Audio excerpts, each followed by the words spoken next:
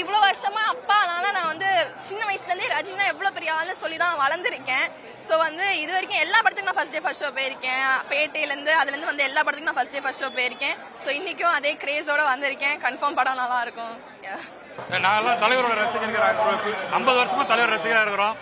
So எப்படி first படம் வந்து நாங்கள் என்ஜாய் பண்ணோம் அதே மாதிரி தான் என்ஜாய் பண்றோம்.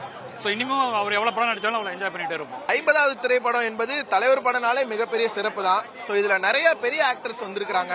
ரொம்ப ஆவலோட காத்து கொண்டு இருக்கிறோம். ஏன்னா ஒரு ஜெயிலர், வேட்டையன் இதையெல்லாம் தாண்டி இந்த படம் 50வது திரைப்படம். ஸோ ரசிகர் மத்தியிலும் மக்கள் மத்தியிலும் மிகுந்த எதிர்பார்ப்பு இருக்கிறது. தலைவருக்கு மட்டும்தான் ஃபேமிலி வராங்க. பலதரப்பட்ட மக்கள் இங்க வந்து பார்க்க இருக்கிறாங்க.